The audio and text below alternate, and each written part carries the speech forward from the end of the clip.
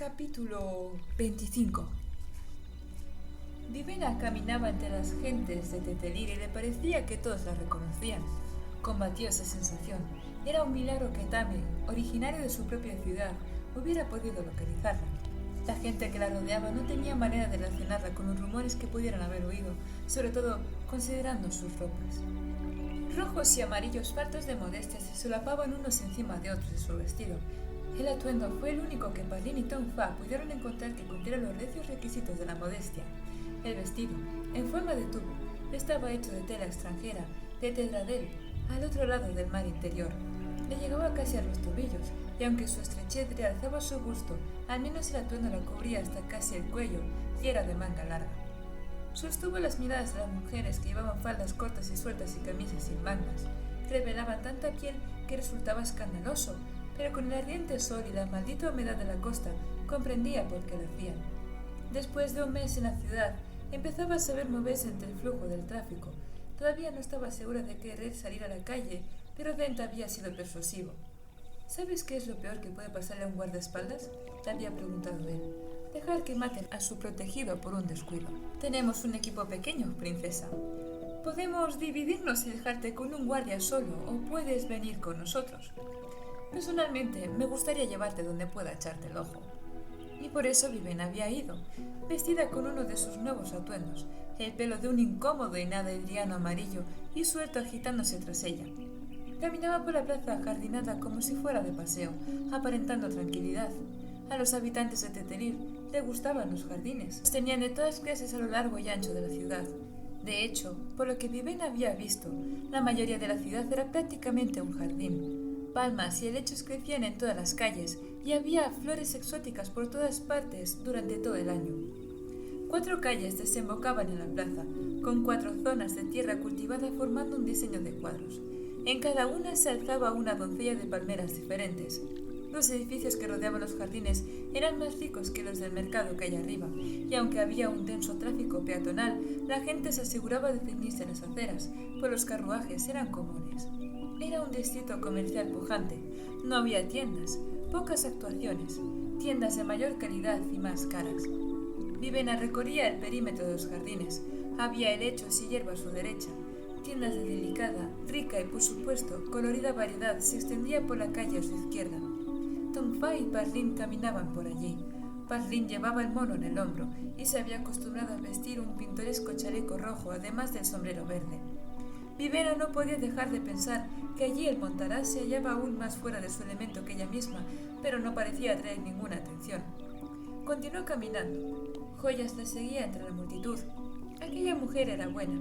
Vivena apenas captaba algún atisbo ocasional de su presencia, y en todo caso porque le decían dónde mirar. Nunca llegó a ver a Dent. Estaba allí en alguna parte, demasiado sigiloso para que lo localizara. Cuando llegó al final de la calle y se dio la vuelta para regresar, vio a Claude. El sin vida se alzaba tan inmóvil como una de las estatuas de devenir que flanqueaban los jardines, contemplando impasible pasar a la multitud. La mayoría de la gente lo ignoraba. Dent tenía razón. Los sin vidas no eran abundantes, pero tampoco eran desconocidos. Varios atravesaron el mercado cargando paquetes para sus dueños. Ninguno era tan alto o musculoso como Claude. Los sin vidas tenían tantas formas y tamaños como las personas. Los ponían a trabajar vigilando las tiendas, actuando como porteadores, barriendo la acera, todo a su alrededor. Continuó caminando y atisbó brevemente a Joyas en la multitud al pasar. ¿Cómo consigue parecer tan relajada?, pensó Vivena. Cada uno de los mercenarios parecía tan calmado como si hubieran ido a una excursión. No pienses en el peligro, se dijo, apretando los puños. Se concentró en los jardines. La verdad era que sentía un poco de envidia hacia los habitantes de Tetelir. La gente descansaba sentada en el césped o tumbada a la sombra de los árboles, mientras sus hijos jugaban y reían. Las estatuas de Devenir se alzaban en una solemne fila, los brazos alzados, las armas prestas, como dispuestas a defender a aquella gente. Los árboles se erguían hacia el cielo, desplegando unas ramas con extrañas protuberancias en forma de flores. Había flores de anchos pétalos en macetones. Algunas eran lágrimas de Erli. Austre había colocado las flores donde las quería. Cortarlas y matarlas para usarlas como adorno de una habitación o una casa era ostentación. Pero, ¿también lo era plantarlas en medio de la ciudad, donde todos eran libres para disfrutarlas de ellas? Se dio la vuelta. Su biocroma continuó sintiendo la belleza. La densidad de la vida en una zona creaba una especie de zumbido en su pecho. No me extraña que les guste vivir tan cerca unos de otros, pensó, sintiendo como un grupo de flores formaba una escala de color, desplegándose en abanico hacia el interior de su maceta. Y si vas a vivir así de apretujado, la única forma de ver la naturaleza sería cultivarla. ¡Socorro! ¡Fuego! Vivena giró sobre los talones, como hizo la mayoría de la gente en la calle. El edificio donde habían curioseado Tom Fay y Parlin estaba ardiendo. Vivena no siguió mirando, pero se volvió hacia el centro de los jardines. La mayoría de la gente que había allí estaba conmocionada, contemplando el humo que se arremolinaba en el aire. Distracción número 1. La gente corrió a ayudar, cruzando la calle, haciendo que los carruajes se detuvieran bruscamente. En ese momento, Claude avanzó, surgiendo de entre la multitud, y descargó un golpe de porra contra la pata de un caballo. Vivena no pudo oír la pata romperse, pero sí vio cómo la bestia relinchaba y caía, volcando el carruaje de que tiraba. Un arcón cayó de lo alto del vehículo. El carruaje pertenecía a un tal Nanrobá, sumo sacerdote del dios Marca Quieta. La información de Den decía que el carruaje transportaba artículos valiosos. Aunque no fuera así, un sumo sacerdote en peligro atraería mucha atención. El arcón cayó al suelo y se rompió, desparramando monedas de oro. Distracción número 2. Vivena vio a Joyas al otro lado del carruaje. La mujer miró a la princesa y asintió. Hora de irse. Mientras la gente corría hacia el fuego o hacia el oro, Vivena se retiró. Cerca de Dent estaría saqueando una de las tiendas con una banda de ladrones. Estos se quedarían en los artículos. Vivena solo quería asegurarse de que esos artículos desaparecieran. Joyas y Parlin se reunieron con ella mientras se marchaban. Les sorprendió lo rápido que latía su corazón. No había sucedido casi nada. Ningún peligro real. Ninguna amenaza para ella, solo un par de accidentes. Pero claro, esa era la idea. Horas más tarde, Dent y Tom Fay aún no habían regresado a la casa. Vivena estaba sentada en silencio en los nuevos muebles, las manos sobre el regazo. Los muebles eran verdes. ¿Qué hora es?, preguntó Vivena en voz baja. No lo sé, replicó Joyas, que estaba de pie junto a la ventana mirando la calle. Paciencia, se dijo Vivena, no es culpa suya que sea tan brusca. Le robaron su aliento. ¿No deberían haber vuelto ya?, preguntó con calma. Joyas se encogió de hombros. Tal vez. Depende de si han decidido o no ir a un escondrijo seguro a esperar que las cosas se enfríen. Comprendo. ¿Cuánto tiempo deberíamos esperar? El que haga falta. Mira, ¿crees que podrías no hablarme? Te lo agradecería de veras. Dicho lo cual, se volvió para mirar por la ventana. Vivena se embaró ante aquel insulto.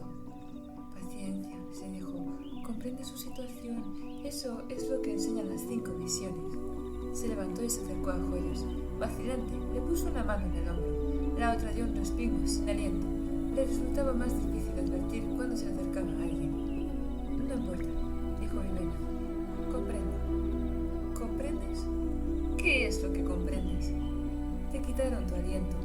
No tenía ningún derecho a hacerte algo tan terrible. Vivena sonrió comprensiva y se retiró hacia las escaleras. Joyas soltó una carcajada. Vivena se detuvo y se dio media vuelta. ¿Crees que me comprendes?, preguntó Joyas. ¿Te compadeces de mí porque soy una pagada? Tus padres no deberían haber hecho lo que hicieron. Mis padres sirvieron a nuestro rey Dios. Le dieron mi aliento directamente. Es un honor más grande que el que podrías comprender. Vivena se quedó desconcentrada por aquel comentario.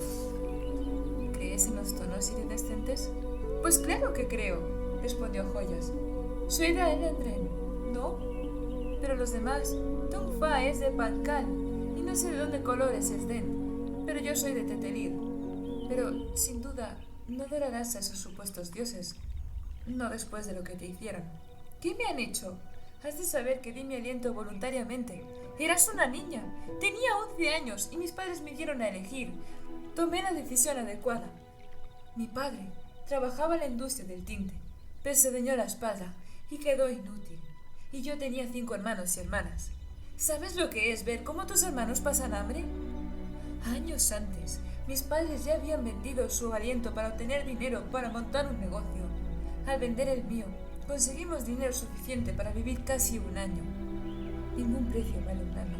Tú, deja de juzgarme. Que los fantasmas de Calad te lleven, mujer. Me siento orgullosa de haber vendido mi aliento. Una parte de mí vive dentro del Rey Dios. Gracias a mí, él continúa viviendo. Soy parte de este reino de un modo que muy pocos comparten. Joya sacudió la cabeza y se dio media vuelta. Por eso nos molestáis tanto los sirianos, tan altivos, tan seguros de que todo lo hacéis bien. Si tu Dios te pidiera que dieras tu aliento, o incluso el aliento de tu hijo, ¿no lo harías? Vosotros entregáis a vuestros hijos para que se conviertan en monjes, obligándolos a una vida de servidumbre. ¿No es así? Eso se considera un signo de fe. Sin embargo, cuando nosotros hacemos algo para servir a nuestros dioses, nos miráis con mala cara y nos llamáis blasfemos. Vivena abrió la boca, pero no fue capaz de encontrar ninguna respuesta. Enviar a los niños a convertirse en monjes era diferente. Nosotros nos sacrificamos por nuestros dioses, continuó Joyas, todavía mirando por la ventana. Pero eso no significa que nos exploten. Mi familia fue bendecida por lo que hicimos. No solo hubo dinero suficiente para comprar comida, sino que mi padre se recuperó y unos años después pudo volver a abrir el negocio. Mis hermanos todavía lo dirigen. No tienes por qué creer en mis milagros. Puedes llamarlos accidentes o coincidencias si quieres, pero no te apiades de mí por mi fe. Y no presumas de ser mejor, solo porque crees en algo diferente. Vivena cerró la boca. Obviamente, no tenía sentido discutir. Joyas no estaba de humor para su compasión. Se dirigió hacia las escaleras y se retiró. Unas horas más tarde empezó a oscurecer. Vivena se hallaba en el balcón del primer piso de la casa, contemplando la ciudad. La mayoría de los edificios de esa calle tenían balcones frontales. Ostentosos o no, desde su emplazamiento en la colina ofrecían una buena vista de Terid. La ciudad resplandecía de luz. En las calles más importantes, lámparas montadas en postes blanqueaban las aceras, encendidas cada noche por empleados municipales. Muchos edificios estaban iluminados también. Semejante gasto de aceite y velas todavía la sorprendía. Sin embargo, con el mar interior cerca, el aceite era más barato que en las tierras altas. Vivena no sabía cómo interpretar el estallido de Joyas. ¿Cómo podía nadie estar orgulloso porque la habían despojado de su aliento para alimentar a un avaricioso retornado? Sin embargo, la mujer había sonado sincera. Obviamente creía en esas cosas y tenía que racionalizar sus experiencias para vivir con ellas. Vivena estaba confusa. Las 5 visiones enseñaban que debía intentar comprender a los demás. Le decían que no se sintiera superior a nadie. Sin embargo, Austria enseñaba que lo que Joyas había hecho era una abominación.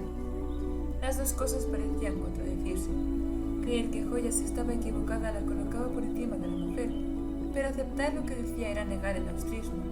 Alguien podría haberse reído de su dilema, pero Vivena siempre había intentado ser devota y necesitaba estricta devoción para sobrevivir en la pagana Alandren. ¿Pagana? No se situaba ella por encima de Alandren al llamarla así, pero lo era. No podía aceptar que los retornados fueran verdaderos dioses. Parecía que creer en cualquier fe era volverse arrogante. Tal vez se merecía las cosas que le había dicho Joyas. Alguien se acercó. Vivena se volvió cuando Dent abrió la puerta y salió al balcón. «Hemos vuelto», anunció. «Lo sé», dijo ella contemplando la ciudad y su mirada de luces. «Os percibí entrar en el edificio hace un rato». Él soltó una risita. «Había olvidado que tienes suficiente aliento, princesa. Nunca lo usas, excepto para percibir cuando hay gente cerca», pensó ella. «Pero no puedo evitarlo, ¿no?» «Reconozco esa expresión de frustración», advirtió Dent. «¿Todavía te preocupa que el plan no funcione lo bastante rápido?» Ella negó con la cabeza. «No es eso, Dent. No debería haberte dejado tanto tiempo a solas con Joyas. Espero que no te diera demasiados mordiscos». Vivena no respondió. Finalmente suspiró y se volvió hacia él. «¿Cómo fue la misión?» «Perfectamente. Cuando dimos el golpe en la tienda nadie nos vio. Considerando los guardias que ponen cada noche, deben de sentirse bastante estúpidos por haber sido robados a plena luz del día». «Sigo sin comprender de qué servirá. ¿Una tienda de especias de un mercader?» «No una sola tienda», dijo Dent. «Sus tiendas. Arruinamos o robamos todos los barriles de sal de la bodega. Es uno de los 3 únicos hombres que almacenan sal en gran cantidad. Los demás mercaderes de especias les compran a esos 3. «Sí, pero ¿sal? ¿Cuál es el objetivo?» «¿Hizo mucho calor hoy?» Vivena se encogió de hombros. «Bastante. ¿Qué le pasa a la carne cuando hace calor?» «Se pudre», dijo Vivena. «Pero no tienen que usar sal para conservar la carne. ¿Pueden usar hielo?», repuso Dent riendo. «No aquí abajo, princesa. Si quieres conservar carne, las salas. Y si quieres que un ejército lleve pescado desde el mar interior para atacar un lugar tan lejano como Idris, ella sonrió. Los ladrones que nos ayudan se llevarán la sal, dijo Dent, a reinos lejanos donde podrán venderla abiertamente. Para cuando estalle la guerra, la corona tendrá verdaderos problemas para suministrar carne a sus hombres.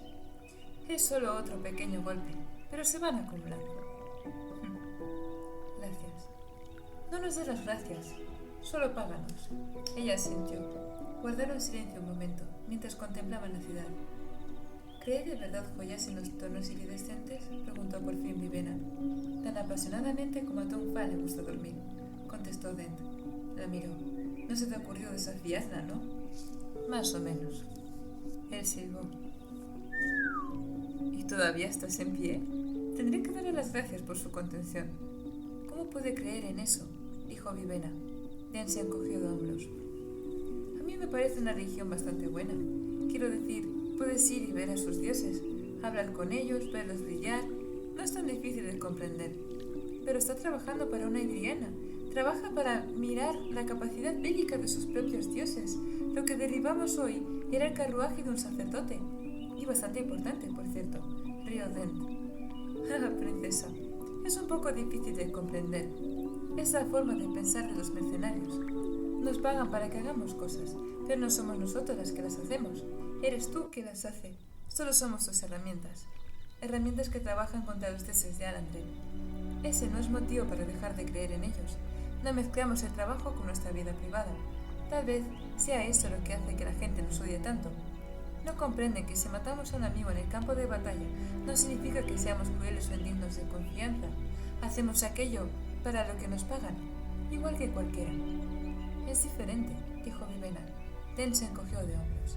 ¿Crees que el refinador piensa alguna vez que el hierro que purifica puede acabar en una espada que mate a un amigo suyo? La princesa contempló las luces de la ciudad y pensó en toda aquella gente, con todas sus diferentes creencias, sus diferentes modos de pensar, sus diferentes contradicciones. Tal vez no era la única que se esforzaba por creer dos cosas aparentemente opuestas al mismo tiempo. ¿Y tú, Dent?, preguntó. ¿Eres alandrense? Dioses, no. ¿Entonces en qué crees? No he creído mucho, no desde hace mucho tiempo. ¿Y tu familia? ¿En qué creían? Toda mi familia está muerta. Creían en una fe que casi todo el mundo ha olvidado ya. Nunca me uní a ellos. Vivena frunció el ceño. Tienes que creer en algo, si no en una religión, en alguien, un modo de vivir. Lo hice una vez.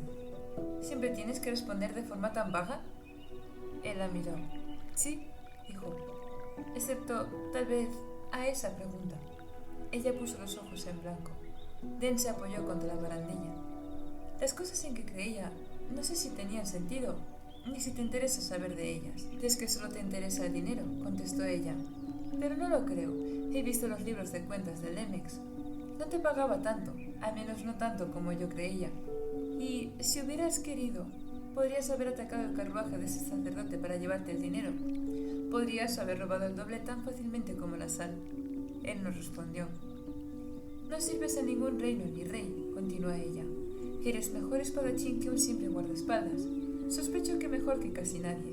Si puedes impresionar a un jefe de los bajos fondos con tu habilidad, podrías tener fama y premios si decidieras convertirte en duelista deportivo. Dices obedecer a tu jefe, pero das las órdenes más a menudo que las tomas. Y además, ya que no te importa el dinero, eso de ser el empleado es solo una fachada. Se detuvo. De hecho, la única vez que te he visto expresar una chispa de emociones respecto a ese hombre, Bashir, el de la espada. Mientras ella pronunciaba el nombre, Dent se tensó. ¿Quién eres?, preguntó Vivena. Dent se volvió hacia ella, la mirada dura, demostrándole, una vez más, que el hombre jovial que mostraba al mundo era una máscara, suavidad para cubrir la piedra interior. Soy un mercenario. Muy bien, pero ¿quién eres? No quieras saber la respuesta a eso, dijo él, y se marchó, dejando a las solas en el oscuro balcón de madera.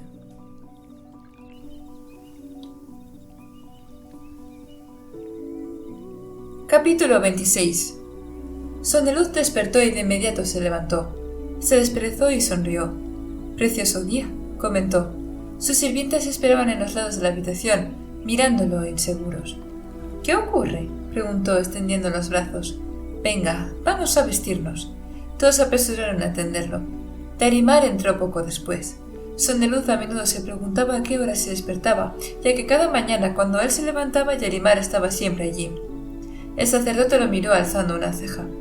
—Se os ve muy animado esta mañana, divina gracia. Sondeluz se encogió de hombros.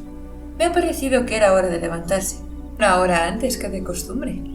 El dios ladeó la cabeza mientras los criados le abrochaban las cintas de la túnica. —¿De veras? —En efecto, divina gracia. —Qué curioso. Hizo un gesto a sus criados para que se retiraran. —¿Repasamos vuestros sueños, pues? Sondeluz vaciló, una imagen destellando en su cabeza. Lluvia, tempestad, tormentas y una brillante pantera roja. —No —respondió y se dirigió hacia la puerta—. —Divina gracia. Hablaremos de los sueños en otra ocasión, Veloz. Tenemos trabajos más importantes que hacer. —¿Trabajo? Sondeluz sonrió. Llegó a la puerta y se volvió. —Quiero volver al palacio de Mercestrella. —¿Para qué? —Pues no lo sé —dijo Sondeluz alegremente. Yarimar suspiró. —Muy bien, divina gracia, pero ¿podemos repasar al menos algunas obras de arte? Hay gente que ha pagado lo suyo por conseguir vuestra opinión, y algunos esperan ansiosamente oír qué opináis de sus obras. —De acuerdo —rezongó Sondeluz—, pero hemos de darnos prisa. Sondeluz contempló la pintura. Rojo sobre rojo. Tonos tan sutiles que el pintor debía de tener al menos la primera elevación. Rojos violentos, terribles, que chocaban unos contra otros como olas. Olas que solo vagamente parecían hombres y que, sin embargo, conseguían transmitir la idea de ejércitos combatiendo mucho mejor de lo que podría haberlo hecho en escena realista. Caos. Heridas ensangrentadas en uniformes ensangrentados y piel ensangrentada. Había mucha violencia en el rojo, su propio color. Sondeluz sintió como si formara parte del cuadro, sintió su torbellino sacudiéndolo, desorientándolo, atrayéndolo. Las oleadas humanas señalaban a una figura en el centro, una mujer vagamente perfilada por un par de pinceladas que se alzaban la cresta de 2 horas de soldados colisionados, capturada en mitad del movimiento, la cabeza echada atrás, el brazo en alto. Empuñaba una espada negra que oscurecía el cielo rojo a su alrededor. La batalla de las cataratas del crepúsculo, dijo Yarimar en voz baja, de pie junto a él en el pasillo blanco, el último conflicto de la multiguerra. Sondeluz asintió. Lo sabía de algún modo. Los rostros de muchos soldados estaban teñidos de gris. Eran sin vidas. En la multiguerra se les había utilizado por primera vez en gran número en los campos de batalla. Sé que no os agradan las escenas bélicas, se excusó Yarimar, pero... me gusta. Lo cortó Sondeluz. Me gusta mucho. El sacerdote guardó silencio. El dios contempló el cuadro con sus fluidos rojos, tan expresivos que comunicaban una sensación de guerra, más que solo una imagen. Puede que sea la mejor pintura que ha pasado por mi sala. Los sacerdotes al otro lado de la habitación empezaron a escribir furiosamente. Yarimar solo miró alrededor, preocupado. —¿Qué pasa? —preguntó Sondeluz. —Nada. —Veloz. El sacerdote suspiró. —No puedo hablar, divina gracia. No debo interferir en vuestra impresión de las pinturas. Últimamente varios dioses han estado formulando juicios favorables de pinturas de guerra, dijo Sondeluz contemplando la obra de arte. Yarimar no respondió. Probablemente no sea nada, continuó Sondeluz. Solo nuestra respuesta a esas discusiones en la corte, supongo. Probablemente. Sondeluz sabía que para Yarimar él no solo daba una impresión sobre una obra de arte, sino que estaba prediciendo el futuro. ¿Qué auguraba que le gustara una representación de la guerra con colores tan vibrantes y brutales? ¿Era una reacción a sus sueños? Pero la noche anterior, por fin, no había soñado con la guerra. Había soñado con una tormenta, cierto, pero no era lo mismo. No debería haber hablado, pensó. Sin embargo, emitir opiniones sobre arte parecía lo único verdaderamente importante que hacía. Contempló la pintura. Cada figura solo un par de pinceladas triangulares. Era hermosa. ¿Podía ser hermosa la guerra? ¿Cómo podía encontrar belleza en esas caras grises, en los sin vidas que mataban a hombres de carne y hueso? Esa batalla ni siquiera había significado nada. No había decidido el resultado de la guerra, aunque el líder de la unidad Pan, los reinos aliados contra Alandren, había muerto en su transcurso. La diplomacia había puesto fin a la multiguerra, no el derramamiento de sangre. ¿Estamos pensando en empezar de nuevo?, pensó Sondeluz, todavía transfigurado por la belleza. ¿Lo que hago va a desembocar en la guerra? No, se contestó.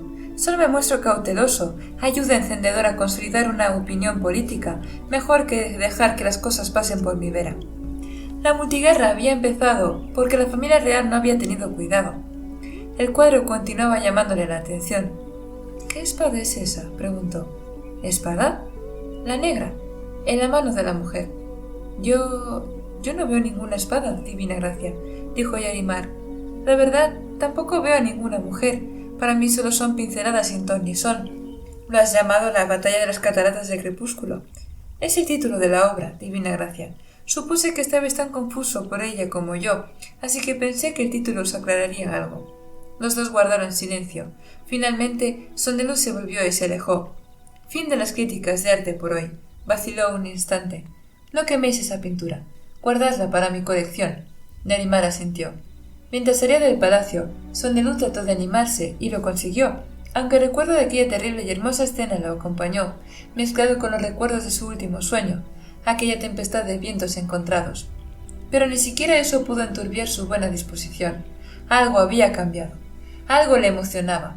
Se había producido un asesinato en la corte de los dioses. No sabía por qué eso le parecía tan intrigante. En todo caso, debería parecerle trágico o inquietante. A lo largo de su vida siempre se le habían dado todo hecho, respuestas a sus preguntas, diversión para saciar sus caprichos. Casi por accidente, se había convertido en un glotón.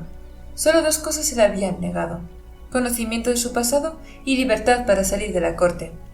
Ninguna de esas decisiones iba a cambiar pronto, pero allí, dentro de la corte, donde existía absoluta seguridad y comodidad, algo había salido mal. Una nimiedad. Algo que la mayoría de los retornados ignoraban y que a nadie le importaba. Nadie quería preocuparse. ¿Quién, por tanto, podía poner pegas a las preguntas de Sondeluz? «Actuáis de modo muy extraño, divina gracia», dijo Yarimar, alcanzándolo mientras cruzaba el jardín, seguido de criados que se esforzaban por abrir un gran parasol rojo. «Lo sé. Sin embargo, creo que podemos estar de acuerdo en que siempre he sido bastante extraño, para ser un dios». «He de admitir que así es. Entonces actúo como es propio en mí, y todo va bien en el universo. ¿De verdad vamos a volver al palacio de Merced Estrella? En efecto. ¿Crees que se molestará con nosotros? Eso podría ser interesante». Yarimar suspiró. «¿Estáis dispuestos a hablar ya de vuestros sueños?» Sondeluz no respondió de inmediato. Los sirvientes por fin abrieron el parasol y lo colocaron sobre él. «Soñé con una tormenta», dijo entonces Sondeluz. «Yo estaba en medio de ella, sin nada a lo que agarrarme. Llovía y el viento soplaba contra mí, obligándome a retroceder. De hecho, era tan fuerte que incluso el suelo bajo mis pies parecía ondular». La expresión de Yarimar denotaba preocupación. «Más premoniciones de guerra», pensó el dios. «O, al menos, así lo verá él». «¿Algo más?» «Sí. Una pantera roja. Parecía brillar y reflejar la luz, como si fuera de cristal. Esperaba en medio de la tormenta». Yarimar lo miró. «¿Os estáis inventando las cosas, divina gracia?» «No. Es lo que soñé de verdad». El sacerdote suspiró e hizo una señal a un sacerdote menor, quien corrió a tomar su dictado. Poco después llegaron al palacio de Merced Estrella, dorado y amarillo. Sondeluz se detuvo ante el edificio, advirtiendo que nunca había visitado el palacio de otro dios sin enviar primero a un mensajero. «¿Queréis que envíe a alguien para anunciaros, divina gracia?» Él vaciló. «No», dijo por fin, reparando en un par de guardias en la puerta principal. Los dos hombres parecían bastante más musculosos que el criado medio y llevaban espadas. «Hojas de duelo», supuso Sondeluz, aunque nunca había visto ninguna. Se acercó a los dos hombres. «¿Está vuestra señora?»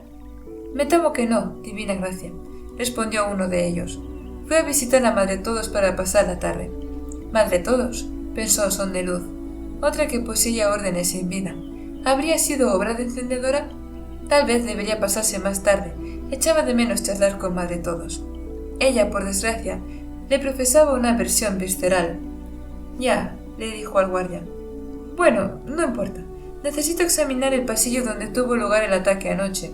Los guardias se miraron. «Yo no sé si podemos dejaros hacer eso, divina gracia». «Veloz. ¿Pueden prohibírmelo?» «Solamente si tienen una orden directa de Merced Estrella». Sondeluz se volvió hacia los hombres. Reacios, ellos se hicieron hacia un lado. «Tranquilos», les dijo. Vuestra señora me pidió que me encargara. ¿Vienes, Veloz? Y Animal lo siguió por los pasillos. Una vez más, Sondeluz sintió una extraña satisfacción. Instintos que ignoraba poseer lo impulsaba a investigar aquel extraño episodio. La madera había sido reemplazada. Su vista aguzada notó fácilmente la diferencia entre la madera nueva y la antigua. Avanzó un poco más. La mancha donde la madera se había vuelto gris había desaparecido también, sustituida por material nuevo. Interesante, pensó, pero no inesperado. Me pregunto si hay algún parche más. Avanzó un poco más y dio con otro parche de madera nueva. Formaba un cuadrado exacto. ¿Divina gracia?, preguntó una nueva voz. Era el joven sacerdote con quien había hablado el día anterior. Sonrió. «Ah, bien. Esperaba que vinieras. Esto es muy irregular, divina gracia. He oído decir que atiborrarte de higos puede curarte de eso», repuso Sondeluz. «Ahora necesito hablar con los guardias que vieron al intruso la otra noche». «¿Pero por qué, divina gracia?» «Porque soy un excéntrico. Mándalos llamar. Necesito hablar con todos los sirvientes o guardias que hayan visto al asesino». «Divina gracia», replicó el sacerdote incómodo. «Las autoridades de la ciudad ya se han ocupado. Han determinado que se trató de un ladrón que buscaba las obras de arte de Mercestrella y se han comprometido a...» «Veloz», dijo Sondeluz volviéndose. «¿Puede este hombre ignorar mi petición?» «Solo con gran peligro para su alma, divina gracia». El sacerdote los miró furioso a ambos. Luego se dio media vuelta y envió a un criado a cumplir la exigencia de Sondeluz. El dios se arrodilló, haciendo que varios criados susurraran alarmados. Obviamente les parecía impropio que un dios se agachara. Él los ignoró y examinó el cuadrado de madera nueva. Era más grande que los otros dos, y los colores encajaban mejor. Se trataba solo de un cuadro de madera ligeramente distinto en su color a sus vecinos. Sin suficiente aliento, ni siquiera habría advertido la diferencia. «Una trampilla», comprendió con súbita sorpresa. El sacerdote lo vigilaba de cerca. «Este parche no es tan nuevo como los otros dos. Solo es nuevo en relación con las otras tablas». Sondeluz se arrastró, ignorando deliberadamente la trampilla. Una vez más, instintos inesperados le advirtieron que no revelara su hallazgo. ¿Por qué era tan cauto de repente? ¿Era influencia de sus agitados sueños y la imaginería de aquel cuadro? ¿O había algo más? Sentía como si estuviera sondeando profundamente en su interior, sacando una conciencia que antes nunca había necesitado.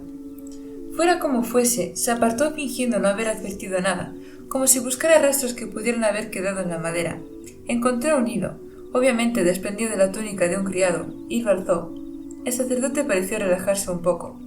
«Sabe lo de la trampilla», confirmó Sondeluz. «¿Y también quizá lo sabía el intruso?» Sondeluz se arrastró un poco más, incomodando a los criados hasta que los hombres que había mandado llamar llegaron. Se incorporó, dejó que un par de criados le sacudieran la túnica y se acercó a los recién llegados. El pasillo resultaba incómodo para tanta gente, así que salió de allí con todos. Una vez fuera, miró al grupo de 6 hombres. «Identificaos. Tú, el de la derecha. ¿Quién eres?» «Me llamo Gagaril». «Lo siento». El hombre se ruborizó. «Me pusieron el nombre de mi padre, divina gracia». «Vaya. Bien. ¿Qué tienes que ver con todo esto?» «Soy uno de los guardias que estaban en la puerta cuando irrumpió el intruso». «¿Estabas solo?» «No», respondió otro de los hombres. «Yo estaba con él». «Bien, vosotros dos, iros por allí». Señaló el jardín con la mano. Ambos hombres se miraron y al punto obedecieron. «Lo bastante lejos para que no podáis oírnos». Los 2 hombres asintieron y continuaron. «Muy bien». Sondeluz se volvió hacia los demás. «¿Quiénes sois vosotros 3? «El intruso nos atacó en el pasillo», respondió uno de ellos. Señaló a los otros 2. «A los 3 y a otro más. El compañero que murió». «Terrible desgracia», dijo Sondeluz, señalando en otra dirección del jardín. «Por allá. Caminad hasta que ya no podáis oírme y luego esperad». Los 3 hombres se alejaron. «Y ahora tú», dijo Sondeluz, las manos en las caderas, mirando al último hombre, un sacerdote menor. «Vi oír al intruso, divina gracia», respondió. «Estaba mirando por una ventana». «Qué oportuno», dijo el dios, señalando un tercer punto del jardín, lo bastante alejado de los demás. El hombre se marchó. Se volvió hacia el sacerdote que estaba al mando. «¿Dices que el intruso liberó a un animal sin vida?» «Una ardilla, divina gracia. La capturamos. Ve y tráemela». «Divina gracia, es bastante salvaje y...» Se detuvo advirtiendo la expresión de Sondeluz y entonces llamó a un criado. «No, Un criado no. Ve tú y tráela personalmente. El sacerdote parecía incrédulo. Vamos, muévete, dijo Sondeluz agitando una mano. Sé que es una ofensa a tu dignidad, pero así están las cosas. ¡En marcha! El sacerdote se alejó gruñendo. Los demás esperad aquí, dijo Sondeluz a sus propios sirvientes y sacerdotes. Ellos parecieron resignados. Empezaron a acostumbrarse a que los dejara solos. Vamos, veloz, dijo Sondeluz, encaminándose hacia los dos guardias que había enviado al jardín. Yarimar corrió para alcanzarlo, pues con sus largas zancadas Sondeluz no tardó en llegar junto a los dos hombres. Ahora decidme lo que visteis, pidió. Se nos acercó fingiendo ser un loco, divina gracia, contestó uno. Señaló a su compañero. Lo golpeó en el estómago con el pomo de su espada. El segundo guardia se levantó la camisa para mostrar un gran hematoma y luego ladeó la cabeza, mostrando otro en su cuello. Nos asfixió a ambos, dijo el primero. A mí con esas borlas, a Fran con la bota en el cuello. Es lo último que vimos. Para cuando despertamos se había ido. Os asfixió pero no os mató. ¿Se contentó con dejaros sin sentido? Así es, divina gracia. Describidme al hombre. Era grande, dijo el guardia. Tenía barba descuidada. No demasiado larga. No apestaba ni estaba sucio, indicó el otro. Simplemente no parecía darle mucha importancia a su aspecto. Llevaba el pelo largo, hasta el cuello, y no había visto un peine en mucho tiempo. Vestía harapos, añadió el primero. Nada brillante, pero tampoco realmente oscuro, solo una especie de color neutro, poco típico de Alandren, ahora que lo pienso. ¿E iba armado? Con la espada que me golpeó. Un arma grande, no una hoja de duelo, sino más bien una espada oriental, recta y muy larga. La llevaba oculta bajo la capa. La habríamos visto si no lo hubiera cubierto caminando de forma tan extraña. Sondeluz asintió. Gracias. Quedaos aquí. Se dio media vuelta y se dirigió hacia el segundo grupo. Esto es muy interesante, divina gracia, dijo Yarimar, pero no llego a comprender qué sentido tiene. Es solo curiosidad. Disculpadme, divina gracia, pero no sois el tipo curioso. Sondeluz continuó caminando. Las cosas que estaba haciendo obedecían a impulsos que, a su vez, le parecían naturales. Se acercó al siguiente grupo. Vosotros visteis al intruso en el pasillo, ¿no? Los hombres asintieron. Uno dirigió una mirada hacia el palacio de Mercestrella. En el césped de delante había ahora una pintoresca mezcla de sacerdotes y sirvientes, tanto de Mercestrella como del propio Sondeluz. Contadme qué ocurrió. Caminábamos por el pasillo de los sirvientes, dijo uno de ellos. Habíamos terminado nuestro turno y nos dirigíamos a una taberna en la ciudad. Entonces vimos a alguien en el pasillo, dijo otro. No era de aquí. Describidlo. Un hombre grande, dijo uno. Los otros asintieron. Tenía ropas harapientas y barba, aspecto sucio. No, corrigió otro. La ropa era vieja, pero el hombre no estaba sucio, solo desaliñado. Sondeluz asintió. Continuad. Bueno, no hay mucho que decir. Nos atacó. Le lanzó una cuerda que había despertado al pobre Taff, quien quedó atado de inmediato. Larif y yo corrimos en busca de ayuda. Lolan se quedó atrás. Sondeluz miró al tercer hombre. ¿Te quedaste atrás? ¿Por qué? Para ayudar a Taff. Miente. Parece demasiado nervioso. ¿De veras? Dijo el dios acercándose. El hombre bajó la cabeza. Bueno, también estaba la espada. Es verdad, intervino otro. Nos arrojó una espada, un arma muy rara. ¿No la desenvainó? Preguntó Sondeluz. Los hombres negaron con la cabeza. Nos la arrojó por el suelo, con vaina y todo. Lolan la cogió. Pensé en luchar con él, dijo Lolan. Interesante. ¿Y vosotros dos os marchasteis? Sí, dijo uno de los dos hombres. Cuando volvimos con refuerzos, después de ser perseguidos por esa maldita ardilla, encontramos a Lolan en el suelo inconsciente. Y al pobre Taff... Bueno, todavía estaba atado, aunque la cuerda ya no estaba despierta. Lo habían apuñalado. ¿Lo viste morir? No, dijo Lolan, alzando las manos. Sondeluz advirtió que tenía una mano vendada. El intruso me dejó inconsciente de un puñetazo en la cabeza. Pero tú tenías la espada. Era demasiado grande para usarla, dijo el hombre, agachando la cabeza. Así que os arrojó la espada, echó a correr y te dio un puñetazo en la cabeza. El hombre asintió. ¿Y tu mano? El hombre vaciló, retirando la mano. Me la torcí. Nada importante. ¿Y necesitas un vendaje para una mano torcida? Sondeluz alzó una ceja. Enséñamela. El hombre titubeó. Enséñemela o pierde tu alma, hijo mío, apremió Son de Luz con lo que esperaba fuera una adecuada voz divina. El hombre extendió lentamente la mano. Yarimar retiró la venda. La mano estaba completamente gris, vacía de color. Imposible, pensó asombrado Son de Luz. El despertar no le hace eso a la carne viva. No puede absorber el color de alguien vivo, solo de objetos, tablas del suelo, ropas, muebles. El hombre retiró la mano. ¿Qué te ha pasado?, preguntó el dios. No lo sé, respondió el hombre. Me desperté y yo estaba así. ¿Así? ¿Y tengo que creer que no tuviste nada que ver? ¿Que no estabas confabulando con el intruso? De repente, el hombre se hincó de rodillas y empezó a llorar. Por favor, mi señor, no toméis mi alma.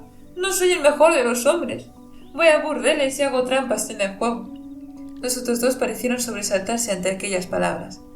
Pero no sé nada de ese intruso, continuó Roland. Por favor, tenéis que creerme. Yo solo quería esa espada. Esa hermosa espada negra. Quería desenvainarla, blandirla, atacar con ella al hombre. Intenté cogerla, y entonces él me atacó. Pero no lo vi matar a Taff. Lo juro, nunca había visto a ese intruso antes. Tenéis que creerme. Son de Luz vaciló. Te creo, dijo finalmente. Que esto sea una advertencia. Pórtate bien. Deja de hacer trampas. Sí, mi señor. Son de Luz se despidió de los hombres con un gesto, y Yarimar y él lo dejaron atrás. Me siento como un dios de verdad, dijo Son de Luz.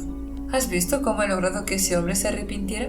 Sorprendentemente, divina gracia. ¿Qué piensas de sus testimonios? Aquí está pasando algo raro, ¿verdad? Sigo preguntándome por qué pensáis que sois vos quien debe investigarlo.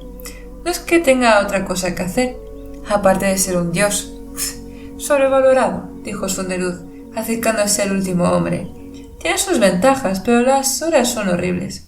Yarimar bufó en voz baja mientras Son de Luz llegaba junto al último testigo, el sacerdote bajito que esperaba allí de pie, con su túnica amarilla y dorada. Era bastante más joven que los demás sacerdotes. ¿Lo han elegido para que me mienta con la esperanza de que parezca inocente?, se preguntó Son de Luz receloso. ¿Cuál es tu versión? El joven sacerdote se inclinó. Estaba haciendo mis deberes, pasando al santuario de archivos varias profecías pronunciadas por la señora. Oí un lejano tumulto en el edificio. Me asomé a la ventana, pero no vi nada. ¿Dónde estabas? El joven señaló una ventana. Allí, divina gracia. Son de Luz frunció el ceño. El sacerdote estaba en el ala opuesta del palacio donde había ocurrido todo. Sin embargo, era al lado del edificio por donde había entrado el intruso. ¿Pudiste ver la puerta donde neutralizó a los dos guardias? Sí, divina gracia, aunque no lo vi al principio. Casi dejé la ventana para ir en busca de la fuente del ruido. Sin embargo, en ese punto vi algo extraño en la luz del farol de la entrada, una figura moviéndose. Fue entonces cuando divisé a los guardias en el suelo. Pensé que eran cadáveres y me asustó la figura en sombras que se movía entre ellos. Grité y corrí en busca de ayuda. Cuando por fin me prestaron atención, la figura ya había desaparecido. ¿Fuiste tras sus pasos? El hombre asintió. ¿Y cuánto tardaste? Varios minutos, divina gracia. Son de Luz asintió lentamente. Muy bien, pues. Gracias. El joven sacerdote se dispuso a marcharse para reunirse con sus colegas. Un momento, dijo Son de Luz. ¿Viste bien al intruso? No, divina gracia. Iba vestido de oscuro, con ropas normales y corrientes. Estaba demasiado lejos para verlo bien. Son de Luz despidió al hombre, se frotó la barbilla, pensativo, y miró a Yarimar. ¿Y bien? El sacerdote alzó una ceja. ¿Qué, divina gracia? ¿Qué piensas? Yarimar sacudió la cabeza. Sinceramente, no lo sé. Sin embargo, está claro que esto es importante. Son de Luz se detuvo. ¿Lo es? Yarimar asintió. Sí, divina gracia. Por lo que ha dicho ese hombre, el que estaba herido en la mano, ha mencionado una espada negra. La predijisteis, ¿recordáis? En la pintura de esta mañana. Eso no fue una predicción, está de verdad allí, en el cuadro.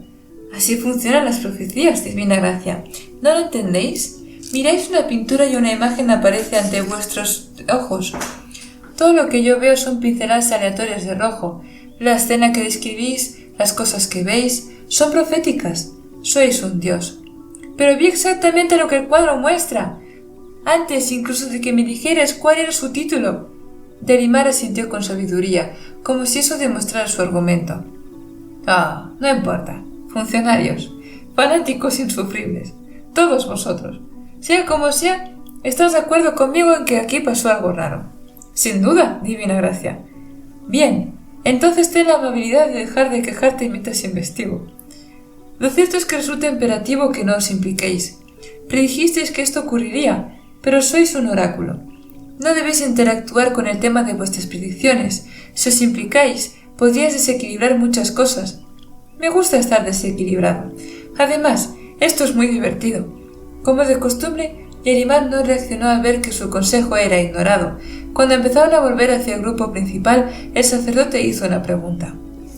Divina gracia, solo para saciar mi curiosidad, ¿qué pensáis del asesinato? Está claro, hubo 2 intrusos. El primero, el hombre grande de la espada. Dejó inconscientes a los guardias, atacó a esos criados, liberó al bicho sin vida, y luego desapareció. El segundo, el que vio el sacerdote joven, llegó después del primero. Ese segundo hombre es el asesino. Yarimar frunció el ceño. ¿Por qué suponéis eso? El primer hombre tuvo cuidado de no matar. Dejó a los guardias con vida a riesgo para sí mismo, ya que podrían haber recuperado la conciencia en cualquier momento y dar la voz de alarma. No desenvainó su espada contra los criados, sino que simplemente trató de someterlos. No tenía motivos para matar a un cautivo sujeto, sobre todo puesto que ya había dejado testigos, pero sí hubo un segundo hombre. Bueno, eso tendría sentido. El sirviente que murió era el que estaba consciente cuando este segundo intruso entró. Ese criado fue el único que vio al segundo intruso. Así que penséis que alguien siguió al hombre de la espada, mató al único testigo y luego ambos desaparecieron. Encontré una trampilla. Pienso que debe de haber pasadizos debajo del palacio. Me parece bastante obvio. Una cosa, sin embargo, no es obvia. Miró a Yarimar, frenando el paso antes de llegar al grupo de sacerdotes y sirvientes. ¿Y cuál es, divina gracia? ¿Cómo, en nombre de los colores, he deducido todo esto? Intento comprenderlo yo también, divina gracia. Sondeluz negó con la cabeza. Esto viene de antes, Veloz. Todo lo que estoy haciendo parece natural. ¿Quién era yo antes de morir? No sé a qué os referís, respondió Yarimar, dándose la vuelta. ¡Ah! Venga ya, Veloz. Me he pasado casi toda mi vida retornada holcazaneando, pero cuando matan a alguien, salto de la cama y no puedo resistir ponerme a husmear. ¿No te parece sospechoso? Yarimar no lo miró. Colores, maldijo Sondeluz. ¿Fui alguien útil? Estaba empezando a creer que había muerto de un modo razonable, como caerme de un tocón cuando estaba borracho. Sabéis que moristeis de manera valiente, divina gracia. Pudo ser un tocón muy alto. Yarimar sacudió la cabeza. Sea como sea, divina gracia, sabéis que no puedo decir nada de quién fuisteis antes. Bueno, esos instintos venían de alguna parte, contestó Sondeluz, mientras se dirigía al grupo de sacerdotes y sirvientes. El sacerdote principal había vuelto con una cajita de madera. Dentro algo se agitaba y arañaba frenéticamente. Gracias, dijo el dios, agarrando la caja y pasando de largo sin detenerse. Te digo, Veloz, que no estoy contento. Parecíais bastante feliz esta mañana, repuso el sacerdote mientras se marchaban del palacio de Mercestrella. El sacerdote de la diosa quedó atrás, con una queja muriendo en los labios, mientras el séquito de Sondeluz lo seguía. Estaba feliz porque no sabía qué pasaba. ¿Cómo voy a ser adecuadamente indolente si sigo ansiando investigar cosas? Sinceramente, este asesinato arruinará por completo mi reputación labrada a pulso. Mis condolencias, divina gracia, por haber sido molestado por algo parecido a la motivación. Desde luego, suspiró Sondeluz. Tendió la caja con su furioso roedor sin vida. Toma, ¿crees que mis despertadores podrán anular su frase de seguridad? Con tiempo suficiente, pero es un animal, divina gracia. No puedo decirnos nada directamente. Que lo hagan de todas formas. Mientras tanto, tengo que pensar un poco más en este caso. Regresaron al palacio. Sin embargo, lo que ahora roía Sondeluz era el hecho de que había usado la palabra caso en referencia al asesinato. Era una palabra que no había oído usar nunca en ese contexto particular. Sin embargo, instintivamente sabía que encajaba. No tuve que aprender a hablar de nuevo cuando retorné, pensó. ni a caminar de nuevo ni nada por el estilo. Solo pedí mi memoria personal. Pero no toda, al parecer. Y eso le hizo preguntarse qué más podía lograr si lo intentaba. Capítulo 27. Algo le sucedió a los reyes dioses anteriores, pensó Ciri, mientras caminaba por las interminables habitaciones del palacio, seguida por sus criadas. Algo que Dedos Azules teme le sucederá a su Cebrón. Será peligroso tanto para el rey dios como para mí misma. Continuó avanzando, arrastrando una cola hecha de innumerables borlas de seda verde transparente. El vestido de ese día era casi tan fino como una telaraña. Ella lo había elegido, pero luego les había pedido a sus criadas que le trajeran un calzón opaco. Era gracioso lo rápidamente que había dejado de preocuparse por qué era ostentoso y qué no. Había problemas más importantes de qué preocuparse. Los sacerdotes temen que le suceda algo a su Cebrón. Están ansiosos porque yo les dé un heredero. Dicen que es por causa de la sucesión, pero han pasado 5 décadas sin molestarse. Estuvieron dispuestos a esperar 20 años para conseguir su esposa de Idris, sea cual sea el peligro, no es urgente, y sin embargo los sacerdotes actúan como si lo fuera. Tal vez los sacerdotes ansiaban tanto una esposa de linaje real que habían estado dispuestos a correr el riesgo, pero entonces no tendrían por qué haber esperado tanto tiempo. Vivena podía haber engendrado hijos muchísimo antes, aunque tal vez he tratado de especificar un momento y no una edad. Tal vez solo estableciera que el rey de Idris debía haber cumplido al menos los 20 antes de proporcionarle una esposa al rey dios. Eso explicaría por qué su padre había podido enviar a Ciri a cambio. Ciri se maldijo por haber ignorado las lecciones sobre el tratado. En realidad no conocía su contenido. Por lo que sabía, el peligro podía estar escrito en el documento mismo. Necesitaba más información. Por desgracia, los sacerdotes eran inamovibles, los criados silenciosos, y Dedos Azules, bueno. Ciri lo encontró atravesando una habitación mientras escribía en su libro. Corrió tras él, arrastrando su cola. Dedos Azules se volvió al verla. Abrió mucho los ojos, apretó el paso y entró en otra habitación. Ciri lo llamó, moviéndose tan rápido como se lo permitía el vestido, pero cuando llegó, él ya no estaba allí. «¡Colores!», maldijo, sintiendo que el cabello se le volvía rojo fuerte por el malestar. «¿Sigues pensando que no trata de evitarme?», preguntó a la mayor de sus criadas. La mujer bajó los ojos. Sería impropio de un sirviente de palacio evitar a su reina, receptáculo. No debe de haberte visto.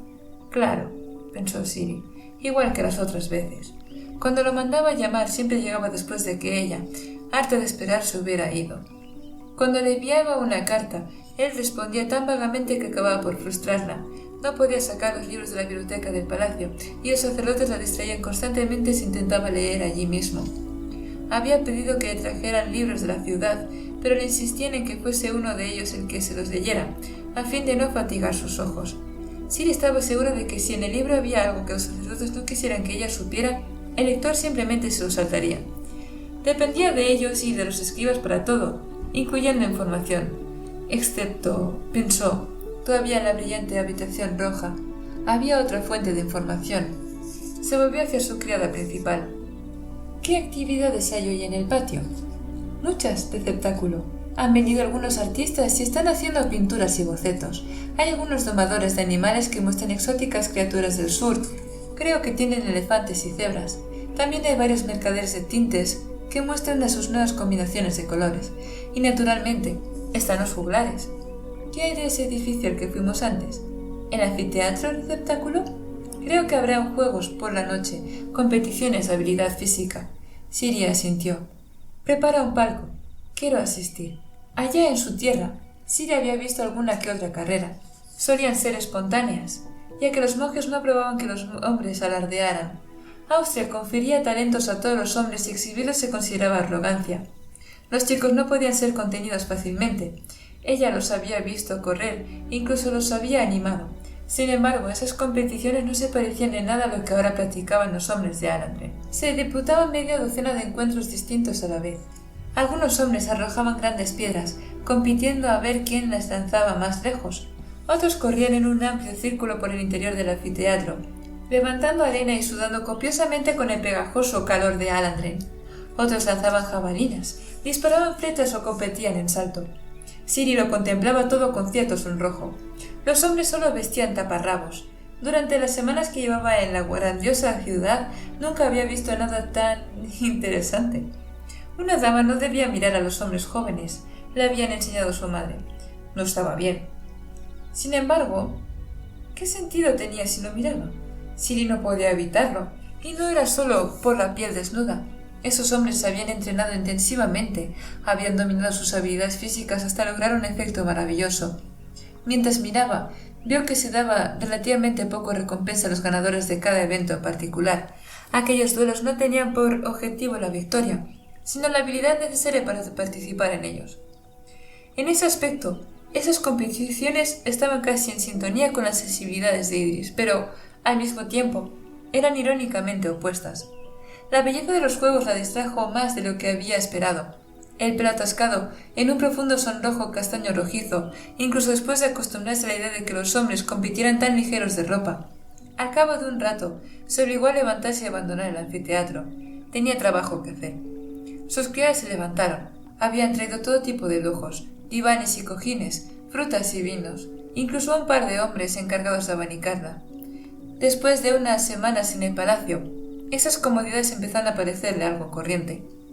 «Antes me visitó un dios y me habló», dijo Siri, escrutando el anfiteatro, donde muchos de los palcos de piedra estaban decorados con doseles de colores. «¿Cuál era?» «Son de luz el audaz», respondió una de las criadas. «El dios de la valentía». Siri asintió. «¿Y sus colores son?» «Dorado y rojo, receptáculo». La reina sonrió. Su dosel indicaba que estaba allí. No era el único dios que se había presentado durante las semanas que llevaba en palacio, pero sí el único que había charlado con ella. Había sido confuso, pero al menos se había mostrado dispuesto a hablar.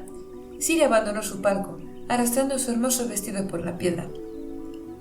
Había tenido que obligarse a dejar de sentirse culpable por estropearlos, ya que al parecer cada vestido se quemaba al día siguiente de ser usado. Sus criadas estallaron en un frenesí de movimiento, recogiendo muebles y alimentos para seguirla. Como antes, había gente en los bancos de abajo, mercaderes lo bastante ricos para comprar una entrada o campesinos que habían ganado una lotería especial. Muchos se volvieron a mirarla pasar y susurraron entre sí. «Es la única forma que tienen de verme», comprendió ella. «Soy su reina». Era una de las cosas que hacía mejor en Idris que en Alandren. Los sirianos tenían fácil acceso a su rey y su gobierno, mientras que en Alandren los líderes se mantenían apartados y por tanto resultaban remotos e incluso misteriosos. Se acercó al pabellón rojo y dorado. El dios que había visto antes estaba dentro, relajándose en un diván, bebiendo de una gran copa de hermoso cristal tallado. Tenía el mismo aspecto que antes, los rasgos masculinos cincelados que ella empezaba ya a asociar con la divinidad. El pelo negro perfectamente peinado, la piel bronceada y una actitud claramente displicente. «Es otra cosa en la que Idris tenemos razón», pensó. «Mi pueblo puede que sea demasiado severo, pero tampoco es bueno volverse tan ocioso como algunos de estos retornados». Él la miró y asintió con deferencia. «Mi reina». «Son de luz el audaz», saludó ella, mientras una criada le acercaba a su silla. «Confío en que tu día sea agradable. He descubierto varios elementos perturbadores y refinitores de mi alma que están reestructurando lentamente la naturaleza misma de mi existencia». Bebió un sorbo. «Aparte de eso, nada fuera de lo corriente. ¿Y tú?» «Menos revelaciones», dijo Siri sentándose. «Más confusión. Sigo sin tener experiencia en la forma en que funcionan aquí las cosas. Esperaba que pudieras responderme algunas preguntas y darme algo de información». Me temo que no». Siri vaciló y se ruborizó, cohibida. «Lo siento. ¿He hecho algo mal? Yo...» «No, nada mal, niña», respondió Son de Luz ensanchando su sonrisa. «El motivo por el que no puedo ayudarte es que, desgraciadamente, no sé nada. Soy un inútil. ¿No te has enterado?» «Me temo que no». «Deberías prestar más atención», dijo él, alzando su copa hacia ella. «Lo siento por ti».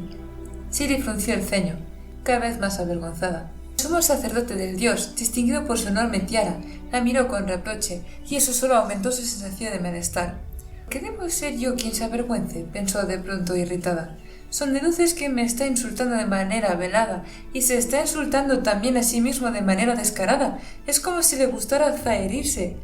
«La verdad es que he oído hablar de tu reputación, Son de Luz del audaz», dijo entonces mirándolo, la barbilla alta. «Sin embargo, inútil no es el calificativo que he oído emplear respecto a vos». «¿No?» «No. Me han dicho que eras inofensivo, aunque puedo ver que no es cierto, pues al hablar contigo mi sentido de la razón resulta dañado, por no mencionar mi cabeza, que empieza a dolerme.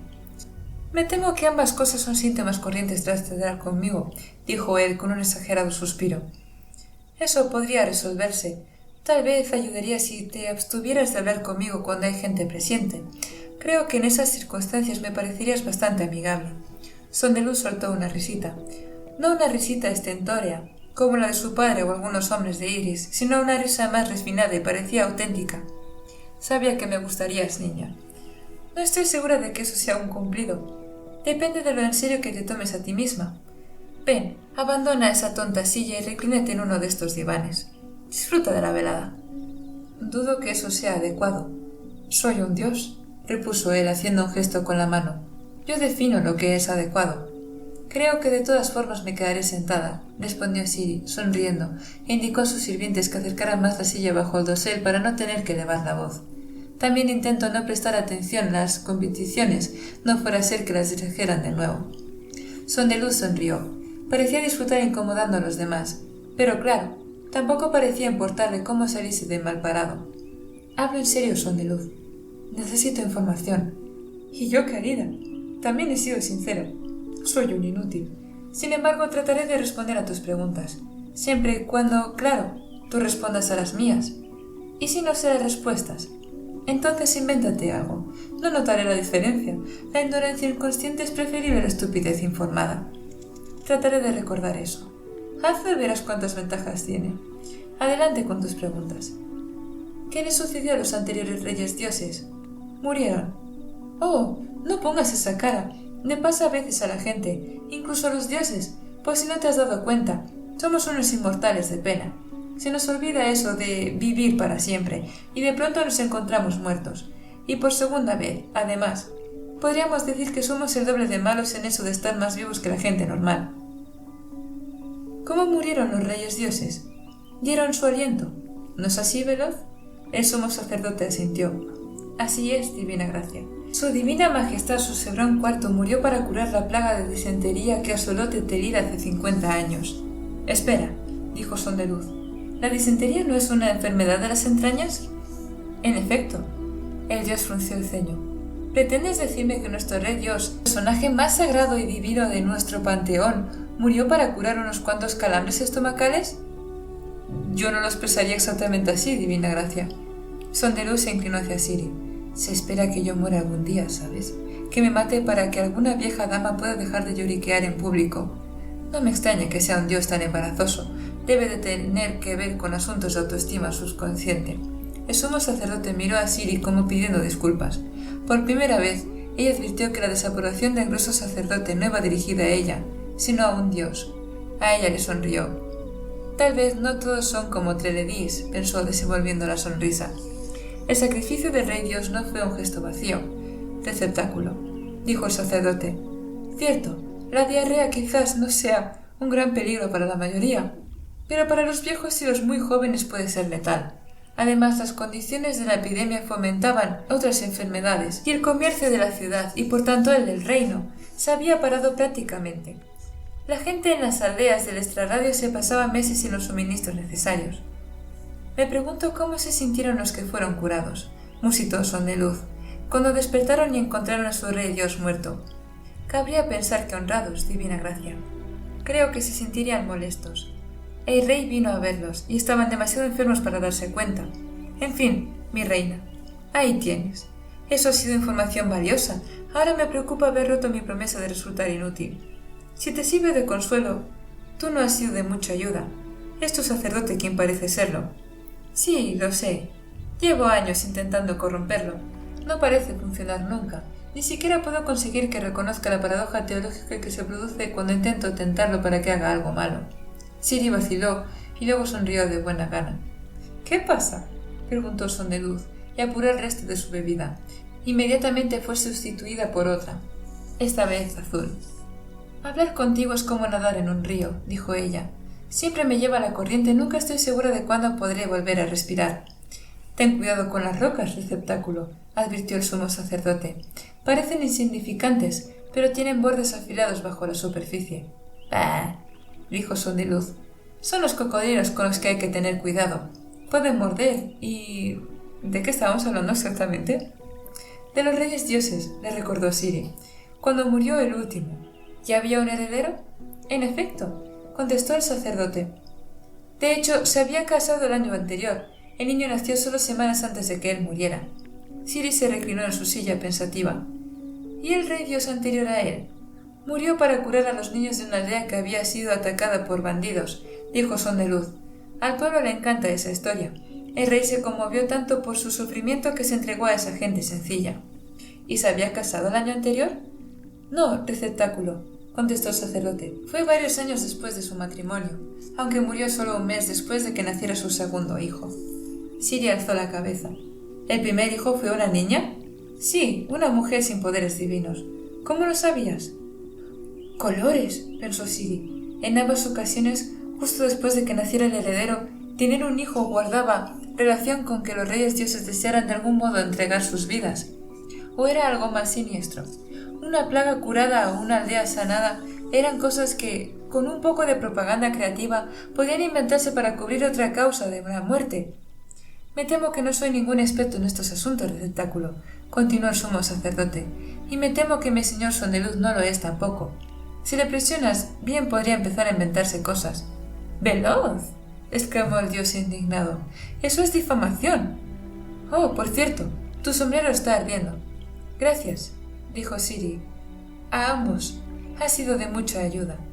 Si pudieras sugerir, dijo el sacerdote. Por favor. Prueba con un narrador de historias profesional, receptáculo. Puedes mandar llamar a uno de la ciudad y él podrá recitar relatos imaginativos. Proporcionan mucha mejor información que nosotros. Siri asintió. ¿Por qué no son así de serviciales los sacerdotes de nuestro palacio? Naturalmente, si estaban encubriendo el verdadero motivo por el que morían sus reyes dioses, tenían buenas razones para evitar ayudarla. De hecho, era probable que, si pedía un narrador, le proporcionarían uno que le contaría lo que querían que oyese. Siri frunció el ceño. ¿Podrías hacer eso por mí, Son de Luz? ¿Qué? Mandar llamar a un narrador. Me gustaría que tú estuvieras presente, por si tengo alguna pregunta. Él se encogió de hombros. Supongo que sí. No oigo a ningún narrador desde hace tiempo. Hazme saber cuándo. No era un plan perfecto. Sus sirvientes estaban escuchando y podrían informar a los sacerdotes. Sin embargo, si un narrador acudía al palacio de Son de Luz, al menos habría alguna posibilidad de que Siri oyera la verdad. Gracias, dijo poniéndose en pie. No tan rápido, la detuvo Son de Luz, alzando un dedo. Ella se quedó inmóvil. Son de Luz bebió de su copa. ¿Y bien?, preguntó ella por fin. Él alzó de nuevo un dedo mientras seguía bebiendo y echaba la cabeza atrás para engullir los últimos trocitos de hielo del fondo de la copa. La dejó a un lado, la boca teñida de azul. ¡Qué refrescante, Idris! Maravilloso lugar. Montones de hielo. Cuesta bastante traerlo aquí, o eso he oído. Es bueno no tener que pagar nunca nada, ¿eh? Siri alzó una ceja. Estoy esperando. Prometiste responder a mis preguntas. Oh, dijo ella sentándose. Por supuesto. Muy bien. ¿Conoces algún vigilante urbano en tu casa? Ella ladeó la cabeza. ¿Vigilante urbano? Ya sabes, tipos que se encargan de hacer cumplir la ley. Policías, comisarios, los hombres que atrapan a los maleantes y vigilan los calabozos. Conozco a un par, supongo. Mi ciudad no era grande, pero era la capital. Atraía gente que podía ser difícil en ocasiones. Ah, bien. Ten la amabilidad de describírmelos. No a los tipos difíciles. A los vigilantes. Ella se encogió de hombros. No sé, solían ser cuidadosos. Interrogaban a los recién llegados. Patrullaban las calles buscando malhechores. Ese tipo de cosas. ¿Dirías que eran curiosos? Sí, dijo Siri. Supongo. Quiero decir, tanto como cualquiera. Tal vez más. ¿Hubo alguna vez algún asesinato en tu ciudad? Un par. No tendría que haberlo sabido. Mi padre siempre decía que esas cosas no deberían suceder en Idris. Decía que el asesinato era propio de Alandren. Son de Luz se echó a reír. Sí, los cometemos todo el tiempo, por pura diversión. Dime, ¿investigaron los policías esos crímenes? Por supuesto. ¿Sin que se lo pidieran? Ella asintió. ¿Cómo lo hicieron? No lo sé. Haciendo preguntas, hablando con testigos, buscando pistas, yo no tuve relación. Ya, dijo Sondeluz, pero si hubiera sido un asesinato, te habrían condenado a algo terrible, ¿no? Como exiliarte a otro país. Ciri palideció, sus cabellos se volvieron más claros. Sondeluz soltó una risita. No me tomes tan en serio, Majestad. Sinceramente dejé de preguntarme si eres una asesina hace días. Ahora, si tus sirvientes y los míos nos esperan aquí, creo que puede tener algo importante que decirte. Ciri dio un respingo cuando Sondeluz se levantó. Empezó a marcharse del pabellón, y sus sirvientes se quedaron donde estaban. Confusa pero entusiasmada, la reina se levantó también y fue tras él. Lo alcanzó un poco más allá, en el pasillo de piedra que discurría entre los diversos palcos del anfiteatro. Abajo, los atletas continuaban su exhibición. Sondeluz la miró sonriendo. Sí que son altos, pensó ella, doblando un poco el cuello. Un palmo de altura más creaba toda una diferencia. Junto a un hombre como Sondeluz, sin ser realmente alta ella tampoco, se sentía empequeñecida. Tal vez me dirá lo que estoy buscando, pensó. El gran secreto. Estás jugando a un juego peligroso, reina mía, dijo Sondeluz, apoyándose contra la balaustrada de piedra. Estaba construida para las proporciones de los retornados, así que era demasiado alta para que ella se apoyara con comodidad. ¿Juego? La política, dijo él, mirando a los atletas. No quiero jugar a la política. Si no lo haces, me temo que jugarán contigo. Yo siempre pico, no importa lo que haga. Quejarse no lo impide, aunque molesta a la gente, cosa que es satisfactoria en sí misma. Ciri frunció el ceño. ¿Me has traído aparte para hacerme una advertencia? Colores, no, rió Sondeluz. Si no has comprendido ya que esto es peligroso, es que eres demasiado obtusa para apreciar una advertencia. Solo quería darte un par de consejos. El primero es sobre tu personaje. ¿Mi personaje? Sí, tienes que trabajarlo. Elegir el personaje de una recién llegada inocente fue un buen instinto. Te viene bien, pero tienes que refinarlo, trabajar en ello. No es un personaje, repuso ella. Estoy confundida, y soy nueva en todo esto. Sondeluz alzó un dedo. Ese es el truco de la política, niña. A veces, aunque no puedes disimular quién eres y cómo te sientes realmente, puedes aprovecharte de ello. La gente recela de lo que no puede comprender y predecir. Mientras te sientas como un elemento impredecible en la corte, parecerás una amenaza. Si tienes la amabilidad de mostrarte como alguien que ellos comprendan, entonces empezarás a encajar. Ciri frunció el ceño. Tómame como ejemplo, prosiguió él. Soy un necio inútil. Siempre lo he sido. Desde que tengo memoria, que en realidad no es tanto tiempo. Sé cómo me considera la gente, y lo potencio. Juego con eso. Entonces, ¿es mentira? Por supuesto que no. Así es como soy. Sin embargo, me aseguro de que la gente nunca lo olvide. No se puede controlar todo. Pero si puedes controlar la consideración en que te tiene la gente, entonces podrás encontrar un lugar en este embrollo. Y cuando lo tengas, podrás empezar a influir en las facciones, si quieres. Yo rara vez lo hago porque es una lata. Ciri ladeó la cabeza. Entonces sonrió. Eres un buen hombre, Sondeluz. Lo supe incluso cuando te burlabas de mí. No pretendes hacer ningún daño. ¿Es parte de tu personaje? Por supuesto, contestó sonriendo. Pero no estoy seguro de qué es lo que convence a la gente para que confíe en mí. Lo eliminaría si pudiera. Solo sirve para que la gente espere demasiado. Tú practica un poco lo que te he dicho.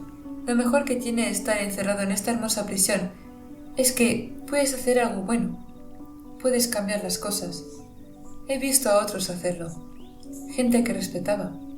Aunque no haya muchos de esos en la corte últimamente. Muy bien, lo haré. Estás buscando algo. Lo noto.